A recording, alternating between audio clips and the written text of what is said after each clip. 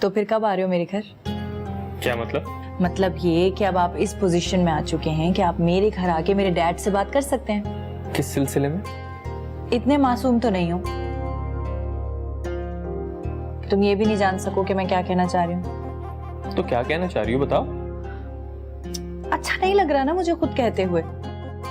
कितने बदतमीज हो तुम, शर्म नहीं आती? एक लड़की से उसके प्रपोजल की बात करवा रहे हो। लड़की को कुछ कहने की जरूरत नहीं, लड़का काफी समझदार है। तो फिर समझदारी का मुजाहिरा क्यों नहीं करते?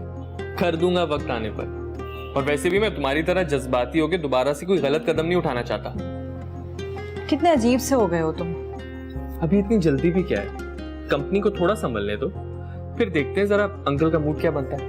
और अगर उनका मूड बदल गया तो? फिर हम भी बदल जाएंगे। क्या मतलब? देखना यह है मेरी जान कि तुम्हारे डैड में वाकई कोई पॉजिटिव तब्दीली आई है या वो हमें सिर्फ बहलाने के लिए सब कुछ कह रहे हैं।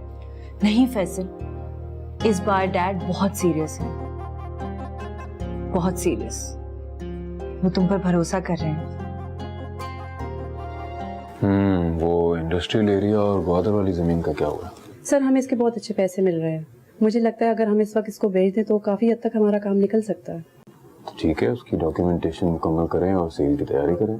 सर मेरे पास ऐसे 2 क्लाइंट्स मौजूद हैं जो इस जमीन के मुंह मांगी कीमत देने को तैयार है। बस तो फिर काम शुरू करें। Okay sir.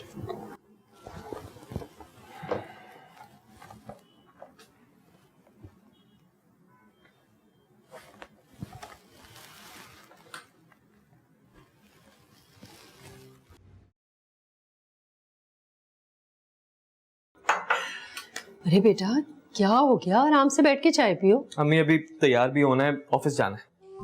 क्यों, ऐसी भी क्या जल्दी? आज अंकल की एक प्रॉपर्टी की बहुत बड़ी डील होनी है और मेरा वहां होना जरूरी है। अच्छा ठीक है, जाओ। अल्लाह तुम्हें और तुम्हारे अंकल को कामयाब करे। तंज कर रही है? क्या हो गया फैसल? भला मैं क्यों तंज करूंगी तुम पे? वो इसलिए क्योंकि आप मुझसे नाराज हैं, क्योंकि मैं आपको टाइम नहीं दे पा रहा।